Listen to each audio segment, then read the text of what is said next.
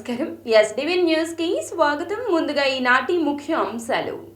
CM Jagan తో భేటీ అయిన కేంద్ర ఆరోగ్య శాఖ మంత్రి మాండవీయ.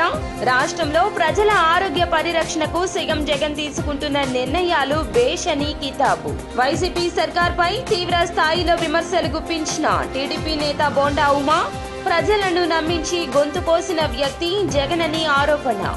రానున్న రోజుల్లో ఏపీలో అధికారంలోకి రావడం ఖాయమన్న కేంద్ర మంత్రి మాండవీయ. ఏపీలో జెండా ఎగురవేసేందుకు అందరూ శ్రమించాలని పిలుపు. ప్రత్యేక హోదా ముగిసిన అధ్యాయం కాదన్న జై భారత్ నేషనల్ పార్టీ అధ్యక్షులు వివి లక్ష్మీనారాయణ. ప్రత్యేక హోదా సాధనకు అందరూ ఐక్యంగా పోరాడాలంటూ పిలుపు.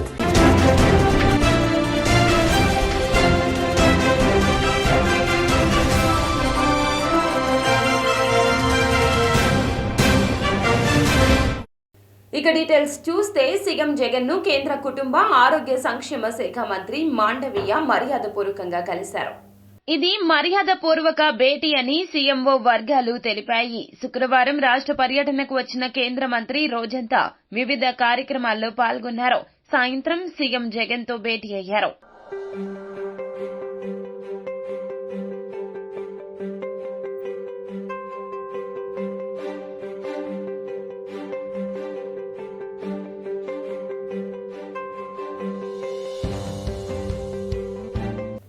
ప్రజలను నమ్మించి సీఎం జగన్మోహన్ రెడ్డి గొంతు కోసేశారని మాజీ ఎమ్మెల్యే బోండా ఉమా ఆరోపించారు. మొగల్రాజపురంలో విలేకరులతో ఆయన మాట్లాడారు. ఎన్నికల ప్రణాళిక బైబుల్, ఖురాన్, భగవద్గీత లాంటిదని చెప్పిన జగన్ ప్రజలకు ఇచ్చిన వాగ్దానాలు గుర్తు చేస్తూ తెదేపా ఒక పుస్తకం తయారు చేసిందన్నారు. 730 వాగ్దానాలు ఇచ్చి 15% మాత్రమే అమలు చేశారని విమర్శించారు. కానీ 99% పూర్తి చేశామని వైకాపా ఎమ్మెల్యేలు ప్రగల్భాలు పలుకుతున్నారంటూ దుయ్యబట్టారు. జగన్మోహన్ రెడ్డి రాష్ట్ర వ్యాప్తంగా చేసినటువంటి పాదయాత్రలో కానీ మరి అనేక సభలు పెట్టి కానీ ఆయన ఇచ్చినటువంటి వాగ్దానాలు, ఆ రోజు నేను ఎన్నికల మేనిఫెస్టో ఇస్తున్నాను, ఆ ఎన్నికల మేనిఫెస్టో నాకు బైబిల్ లాంటిది, ఖురాన్ లాంటిది, భగవద్గీత లాంటిది, నేను మాట తప్పను, మడమ తిప్పను అని అనేకమైనటువంటి మాటలు, వాగ్దానాలు చెప్పి ప్రజల్ని నమ్మించి ఓట్లేపించుకొని అధికారంలోకి వచ్చినాక 5 సంవత్సరాలు పూర్తవుతూ ఉంది.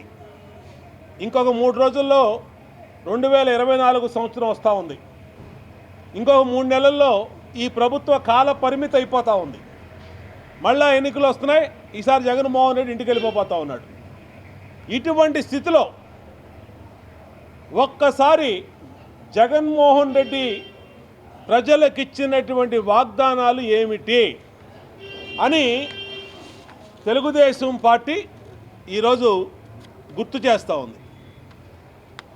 ఈ బుక్లో ప్రతి పేజీలో కూడా ఏ ఊర్లో ఏ తారీఖున ఏ వాగ్దానం ఇచ్చాడు. 730 వాగ్దానాలు ఇచ్చాడు జగన్మోహన్ రెడ్డి అధికారంలో రాకముందు. ఇది ఈ పుస్తకం మొత్తం. రానున్న ఎన్నికల్లో ఏపీలో అధికారంలోకి రావడం ఖాయమంటూ కేంద్ర మంత్రి మాండవీయ వెల్లడించారు. బీజేపీ రాష్ట్ర కార్యాలయంలో ఎన్టీఆర్ జిల్లా శక్తి కేంద్రాల ఇన్ఛార్జీల సమావేశంలో కేంద్ర మంత్రి మన్సుఖ్ మాండవీయ మాట్లాడుతూ నరేంద్ర మోదీ గ్యారంటీ మన బలమని, కార్యకర్తల శ్రమతో మన గెలుపు ఖాయమన్నారు.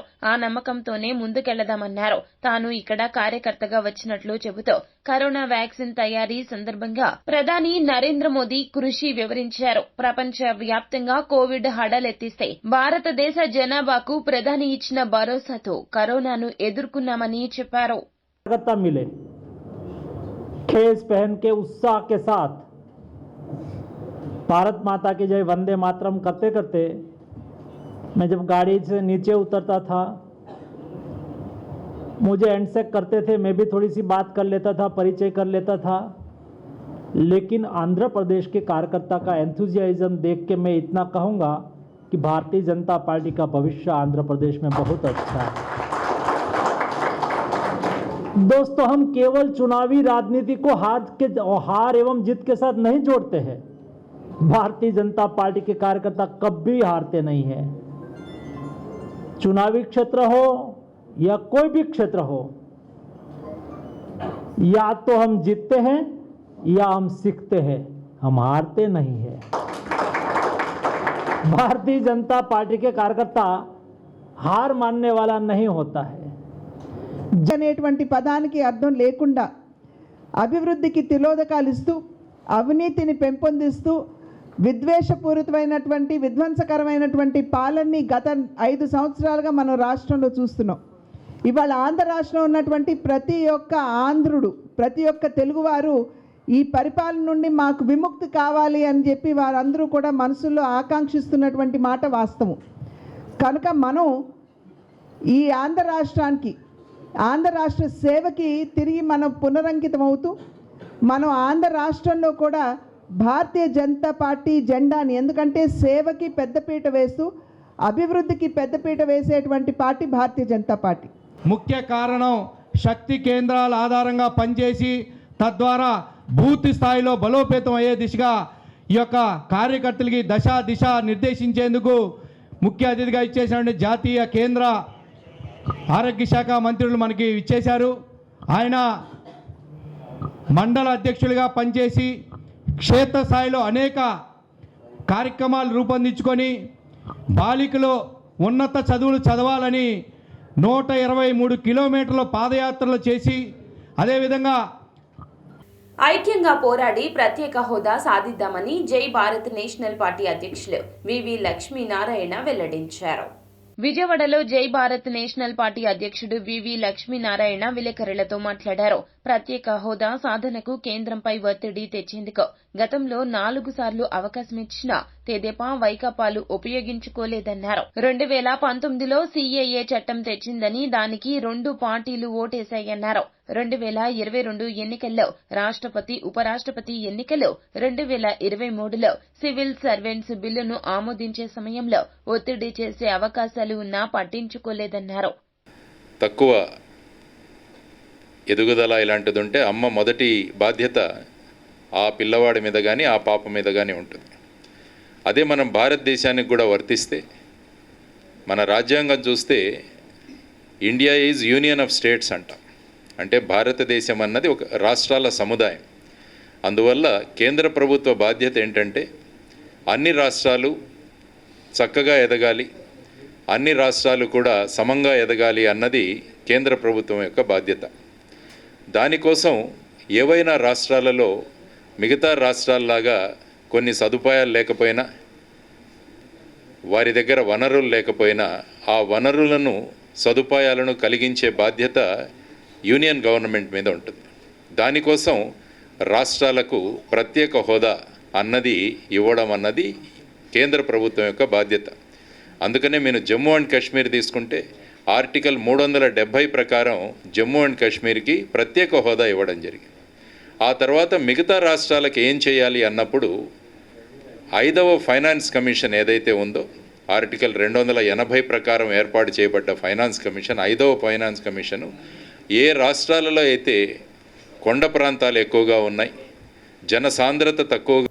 AP CM YS Jaganmohan Reddy మరొకసారి తన మానవత్వాన్ని చాటుకున్నారు. రాష్ట్ర సీఎం వైఎస్ జగన్ భీమవరం పరిరక్షణ సందర్భంగా పలువురితో సమస్యలను వినడంతో పాటుగా తక్షణం వారిని ఆదుకోవాలని జిల్లా కలెక్టర్ ప్రశాంతిని ఆదేశించారు. స్థానిక ఆర్డీఓ కార్యాలయంలో సదరు 9 మంది అర్జీదారులకు ₹1,00,000 చొప్పున చెక్కులను జాయింట్ కలెక్టర్ ఎస్ రామసుందర్ రెడ్డితో కలిసి కలెక్టర్ అందజేశారు. ఈ సందర్భంగా స్థానిక ఆర్డీఓ కార్యాలయంలో జిల్లా కలెక్టర్ పి ప్రశాంతి వివరాలు తెలియజేస్తూ ప్రజా సమస్యలను అడిగి తెలుసుకుని వారికి ప్రభుత్వం తరపున అన్ని విధాలా అండగా ఉంటామంటూ హామీ ఇచ్చారు. ఆర్టీసీ బస్సు ఢీకొని మల్లారపు వెంకయ్యమ్మ దుర్మరణం పాలయ్యింది. గుంటూరు జిల్లా చిలకలూరిపేటకు చెందిన మల్లారపు వెంకట్రావు, అతని భార్య వెంకయ్యమ్మ మామిడి తోటలో కాపలా నిమిత్తం జీకొండూరు మండలం చిన్న నందిగామకు వచ్చారు. శనివారం ఉదయం కూరగాయల కొనుగోలు నిమిత్తం తమ ద్విచక్ర వాహనంపై మైలవరం వచ్చారు. తిరిగి చిన్న నందిగామ వెళ్తూ ఉండగా ఉదయం స్థానిక పశువుల ఆసుపత్రి సమీపంలో ఆర్టీసీ బస్సు ఢీకొంది.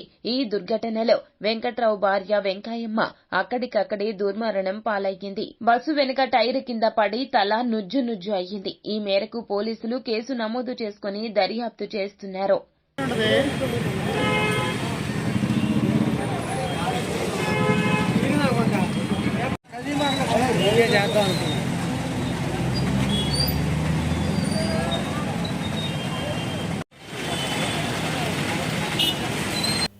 జగన్ హామీల్లో 15% మాత్రమే అమలు చేశారంటూ తెదేపా ఎన్టీఆర్ జిల్లా అధ్యక్షులు నెట్టెం రఘురాం ఆరోపించారు. ఎన్నికల ప్రణాళిక తనకు బైబుల్తో సమానమని పేర్కొన్న సీఎం జగన్ అందులో 15% కూడా హామీలు నెరవేర్చలేదంటూ మండిపడ్డారు. విజయవాడ ఆటోనగర్లోని తెదేపా జిల్లా కార్యాలయంలో జగన్ ఇచ్చిన హామీల అమలుపై వాస్తవ పత్రాన్ని విడుదల చేశారు. ఈ సందర్భంగా ఆయన మాట్లాడుతూ నవరత్నాల్లో భాగంగా 9 హామీలిచ్చి అందులో 40 అంశాలు పొందుపరిచారని, వాటిలో ఒక్క హామీ కూడా సక్రమంగా అమలు చేయలేదంటూ ఆరోపించారు. మరి ఆ రోజున 2,000 కోట్ల రూపాయలు కేటాయించి చంద్రబాబు గారు అనేక రకాలుగా వాళ్ళకి రుణాలు ఇవ్వడం జరిగింది. ఆ పిల్లల్ని అమెరికా, ఆస్ట్రేలియా పంపటం అనేది మనం చూసాం. అది ఎక్కడుంది అనేది మనం ఈరోజు చూస్తే కనపడినటువంటి పరిస్థితులు. అలాగనే మరి ఇంకా ఎన్ని చూసినా మైనారిటీ సంక్షేమం, క్రిస్టియన్ మైనారిటీలు, అలాగనే అగ్రకులాల్లో మరి బ్రాహ్మణులు కార్పొరేషన్ ఎలా పనిచేస్తా ఉంది, ఈ రెడ్డి కమ్మ కార్పొరేషన్లు పెట్టారు. ఈ ఉత్సవ విగ్రహాలు తప్ప దేనికి కూడా పనికిరానటువంటి పరిస్థితి. ఇకపోతే ఎక్కడ మనం చూస్తే ఇతను మంచి ముఖ్యమంత్రి అని అనటానికి ఇవన్నీ ఒకటి.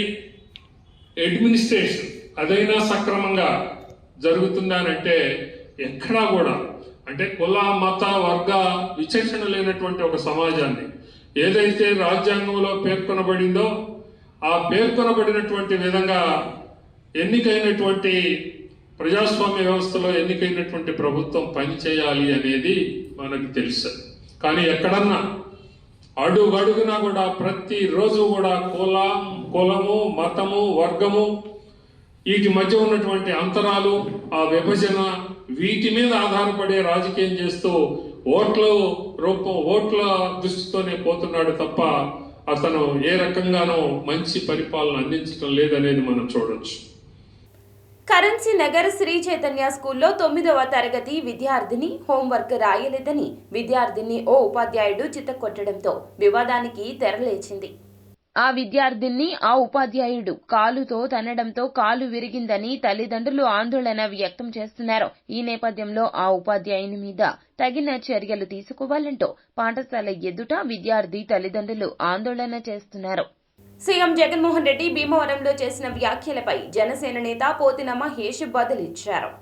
ఎన్నికల్లో ఓడిపోతామనే భయంతోనే సీఎం జగన్ మతి భ్రమించినట్లు మాట్లాడుతున్నారని ఎద్దేవా చేశారు. రాష్ట్రంలో ఏమాత్రం విలువలు లేని వ్యక్తి ఎవరైనా ఉన్నారంటే అది జగనే అంటూ విమర్శించారు. దరిద్ర పుత్రుడు అప్పుల Apparao, Chanchalguda star, mortgage star అనే పేర్లు జగన్ కు అతికినట్లు సరిపోతాయంటూ పోతిన మహేష్ వ్యంగ్యం ప్రదర్శించారు.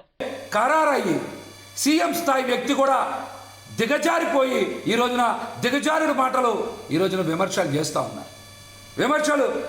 ఉన్నారు. రాష్ట్రంలో ఎక్కడైనా అభివృద్ధి జరిగిందా? దీని మీద మీరు చర్చకు రావాల్సింది. రాష్ట్రంలో ఒక పెట్టుబడి లేదు, ఒక పరిశ్రమ లేదు, ఒక సేవా రంగం ద్వారా ఒక ఉద్యోగం ఇప్పించినటువంటి మీరు ఈ రాష్ట్రాన్ని సర్వనాశనం చేసి యువతకి ఎండవా మావులు చూపిస్తున్నటువంటి మీరు పవన్ కళ్యాణ్ గారి మీద విమర్శలు చేస్తారా? ఈ రోజున భీమవరంలో జరిగిన ప్రభుత్వ కార్యక్రమంలో మీరు రాజకీయ ఉపన్యాసాలు చేయొచ్చా? రాజకీయ విలువల్ని తొంగలోకి తొక్కుతారా? మీరు తొంగలో తొక్కుతారా? దీనికి మీరు సమాధానం చెప్పాలి. రాజకీయాల్లో విలువలు లేని వ్యక్తి సీఎం జగన్ గారిని ఈరోజు అందరూ మాట్లాడుతూ ఉన్నారు. మిమ్మల్ని ఏమనాలి? చెంచల్ కూడా స్టార్ అనాలా? 13 సిబిఐ కేసులు, 3 ఈడీ కేసులు, 16 నెలలు జైలు జీవితం గడిపి 1,00,000 కోట్లు కొట్టేసిన మిమ్మల్ని చెంచల్ కూడా స్టార్ కాకుండా ఏమనాలో కూడా మీరు సమాధానం చెప్పాలి. మిమ్మల్ని దరిద్ర పుత్రులని ఈరోజు రాష్ట్ర ప్రజలు రైతాంగం అందరూ పదే పదే మాట్లాడుతూ ఉన్నారు. మీరు అధికారంలోకి వచ్చిన దగ్గర నుంచి రైతులకి చేతికొచ్చిన పంట నోటి వరకు రావట్లా. అకాల వర్షాలు. భీమవరం పర్యటనలో ఒక చిన్నారికి సీఎం జగన్మోహన్ రెడ్డి నామకరణం చేశారు. విద్యా దీవెన నిధులు విడుదల కార్యక్రమానికి భీమవరం విచ్చేసిన సీఎం జగన్మోహన్ రెడ్డిని స్థానిక లూథరన్ గ్రౌండ్స్ హెలీప్యాడ్ వద్ద చిట్టూరి సోని, చిట్టూరి మోహన్ కుమార్ దంపతులు వారి 5 నెలల చిన్నారితో కలిసి సీఎంను కలవడం జరిగింది. రాష్ట్ర సీఎం వైఎస్ జగన్ వారి తండ్రి వైఎస్ రాజశేఖర్ రెడ్డి అంటే మా కుటుంబానికి ఎంతో అభిమానమని, ఈ రోజు సీఎంను కలిసి తమ బిడ్డకు నామకరణ చేసుకోవాలని కోరికతో రావడం జరిగిందన్నారు. సీఎం వారి చిన్నారిని భుజానికి హత్తుకుని ముద్దాడి రాజశేఖర్ గా నామకరణం చేయడం జరిగింది. ఆ సందర్భంలో ఆ దంపతుల ఆనందం మాటల్లో చెప్పలేనిది.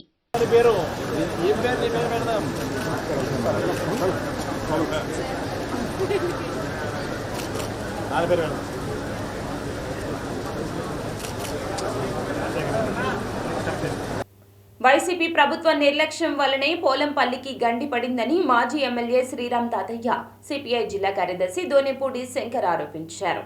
వైసీపీ ప్రభుత్వ నిర్లక్ష్యం వల్లనే పోలంపల్లికి మున్నేరు ప్రాజెక్టుకు గండి కొట్టే పరిస్థితి ఏర్పడిందని, పోలంపల్లి మున్నేరు ప్రాజెక్టు ఆధునీకరణ పట్ల వైసీపీ ప్రభుత్వ నిర్లక్ష్యం వల్ల రైతాంగానికి తీవ్ర నష్టం జరుగుతుందని, రైతులకు ప్రభుత్వం నష్టపరిహారం చెల్లించాలంటూ భారత కమ్యూనిస్టు పార్టీ సిపిఐ జిల్లా కార్యదర్శి దోనేపూడి శంకర్, జగ్గయ్యపేట నియోజకవర్గ మాజీ శాసనసభ్యులు శ్రీరామ్ తాతయ్య డిమాండ్ చేశారు. పోలంపల్లి మున్నేరు ప్రాజెక్టు వద్ద తెలంగాణ రైతులు అక్రమంగా తవ్విన గండిని సిపిఐ, తెలుగుదేశం, జనసేన, ఆంధ్రప్రదేశ్ రైతు సంఘం ఆధ్వర్యంలో పరిశీలన చేశారు.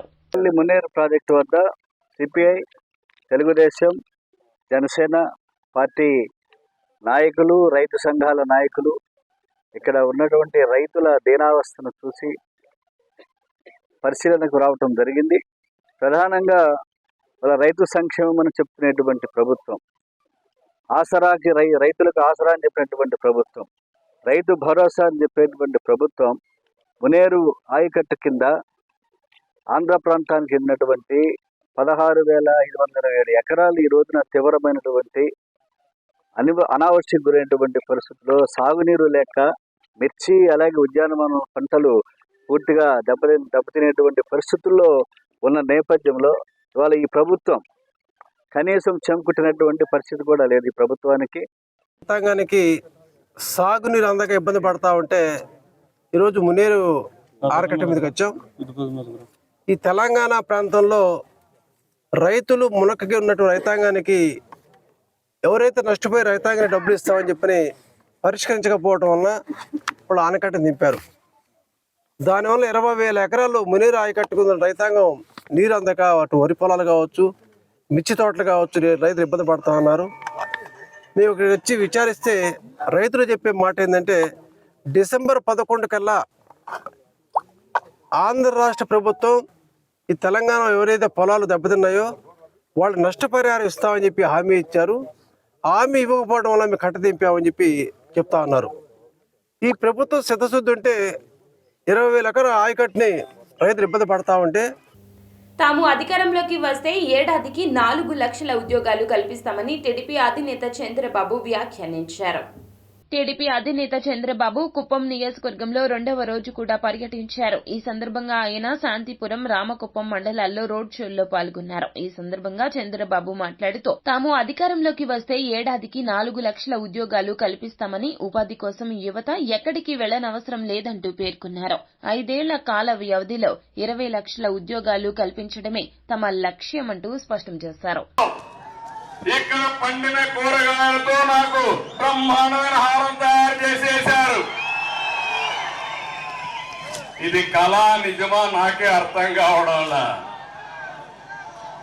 అంటే మామూలుగా 30 రకాల కూరగాయలు పడతాయని ఎవరు ఊహించరు. అది కూడా ఒక పెద్ద హారం తయారు చేస్తాను ఓకే అందలేదు. నేను 25 సంవత్సరాల కంటే ముందు ఇన్ఫర్మేషన్ టెక్నాలజీని ప్రమోట్ చేశా. జ్ఞాపకం ఉన్న తమ్ముళ్ళని అడుగుతున్నాను మిమ్మల్ని అందరినీ. అప్పుడే నేను హైటెక్ ఇన్ అగ్రికల్చర్ వ్యవసాయంలో హైటెక్ కూడా తీసుకొచ్చిన ఘనత తెలుగుదేశం పార్టీకే దక్కింది. దాని ఫలితమే 30 రకాల కూరగాయలు ఈ రోజు రామకుప్పంలో పండుతున్నాయి. ఆ రోజు మీరు చూస్తే ఇజ్రాయెల్ టెక్నాలజీ చెల్దిగాని పనిలో మొట్టమొదటిసారిగా భారతదేశంలో ప్రవేశపెట్టిన పార్టీ ఏదైనా ఉందంటే అది తెలుగుదేశం పార్టీ. అది తెలుగుదేశం పార్టీకి ఉండే విజన్ అది. ఆ తర్వాత మీరు చూస్తే నేను మైక్రో ఇరిగేషన్ కూడా తుంపర్ల సేద్యం కానీ బిందు సేద్యం కానీ 100% ఎస్సీలకైతే 100% సబ్సిడీతో ఇచ్చానంటే అది తెలుగుదేశం పార్టీ విజన్ అది. ఎందుకంటే మైక్రో ఇరిగేషన్ వల్ల 1 ఎకరాకు వాడే నీళ్లు ప్రజా సమస్యల పరిష్కారానికే సీఎం జగన్మోహన్ రెడ్డి పెద్దపీట వేస్తున్నారని వైసీపీ తూర్పు ఇన్ఛార్జ్ దేవినేని అవినాష్ వెల్లడించారు. నియోజకవర్గంలోని 6వ డివిజన్లో స్థానిక డివిజన్ కార్పొరేటర్ వియ్యపు అమర్నాథ్ ఆధ్వర్యంలో అవినాష్ ఇంటింటికి వెళ్లి వైసీపీ ప్రభుత్వం చేస్తున్న అభివృద్ది సంక్షేమ పథకాల గురించి వివరించారు. అవినీతి రహిత పాలన అందించడమే కాకుండా మీకందరికీ తోడు నీడగా నిలుస్తున్న మన సీఎం వైఎస్ జగన్ కి మీరంతా బాసటగా నిలవాలన్నారు. ఆయనకు మీ అందరి దీవెనలు ఆశీర్వాదాలు అందచేయాలని మళ్లీ సీఎంగా జగన్మోహన్ రెడ్డిని గెలిపించాలని కోరారు. అందరూ పని అయిపోయింది అనుకుంటున్నారు. ఈరోజు ఎవరైతే సమర్థవంతంగా ఆ ఒక నియోజకవర్గంలో పోటీ చేసి గెలిచే సత్తా ఉందో అలాంటి వాళ్ళకి జగన్మోహన్ రెడ్డి గారు. ఎందుకంటే ఈ జగన్మోహన్ రెడ్డి గారు ఈ ఒక్కరోజు చెప్పట్లా, శాసనసభ్యులు కానివ్వండి, సమన్వయకర్తలు కానివ్వండి, ఆయన మొట్టమొదటి మీటింగ్ పెట్టిన రోజే చెప్పారు, ఎవరైతే ప్రజానీకంలో ఉండి ప్రజానీకం కోసం పనిచేసి అహర్నిశలు నేను చేసే సంక్షేమ కార్యక్రమాలు ప్రజానీకం కోసం అభివృద్ధి కార్యక్రమాలు చేస్తారో ప్రజల్లో ఉండే నాయకుడికే నేను టికెట్లు ఇస్తాను. ఎందుకంటే ఈరోజు మనం గనక ఏ చిన్న ఇబ్బంది వచ్చినా కోట్లాది మంది ప్రజానీకం ఈరోజు ప్రజల యొక్క కష్ట నష్టాలను తెలుసుకొని వాటన్నిటిని నెరవేర్చే విధంగా దేవినేని అవినాష్ గారు మాట ఇవ్వడం జరిగింది. దాంట్లో భాగంగానే ఈరోజు 6 కోట్ల రూపాయలతో ఈరోజు డివిజన్ అభివృద్ధికి ఎంతో సహకరిస్తున్నారు అవినాష్ గారు. ఇక్కడ ఎటు చూసినా కానీ మెట్లు కానీ రోడ్లు కానీ సీసీ రోడ్లు కానీ అన్నీ కూడా అవినాష్ గారి నాయకత్వంలో జరుగుతోంది. ఏదైతే ఈరోజు స్థానిక ప్రజానీకం మధ్యలోకి వెళ్ళినప్పుడు అక్కడ ప్రజానీకం అందరూ కూడా గతంలో ఉన్నటువంటి ఎమ్మెల్యే మమ్మల్ని పట్టించుకున్న దాఖలాలు లేవు, ఈ కొండ చివరంచు దాకా మీరే వస్తున్నారు బాబు, ఈసారి మా మద్దతు అంతా కూడా మీకే ఇస్తాము, మళ్ళీ ఇక్కడ ఈ తూర్పు నియోజకవర్గంలో మిమ్మల్ని గెలిపిస్తామని అందరూ. వార్తలు ముగించే ముందు ముఖ్య అంశాలు మరోసారి. సీఎం జగన్ తో భేటీ అయిన కేంద్ర ఆరోగ్య శాఖ మంత్రి మాండవీయ, రాష్ట్రంలో ప్రజల ఆరోగ్య పరిరక్షణకు సీఎం జగన్ తీసుకుంటున్న నిర్ణయాలు బేషని కితాబు. వైసీపీ సర్కార్పై తీవ్ర స్థాయిలో విమర్శలు గుప్పించిన టీడీపీ నేత బోండా ఉమా, ప్రజలను నమ్మించి గొంతు కోసిన వ్యక్తి జగన్ అని ఆరోపణ. రానున్న రోజుల్లో ఏపీలో అధికారంలోకి రావడం ఖాయమన్న కేంద్ర మంత్రి మాండవీయ, ఏపీలో జెండా ఎగురవేసేందుకు అందరూ శ్రమించాలని పిలుపు. ప్రత్యేక హోదా ముగిసిన అధ్యాయం కాదన్న జై భారత్ నేషనల్ పార్టీ అధ్యక్షులు వివి లక్ష్మీనారాయణ, ప్రత్యేక హోదా సాధనకు అందరూ ఐక్యంగా పోరాడాలంటూ పిలుపు. ఎస్టీవీ న్యూస్ సమాప్తం. నమస్కారం.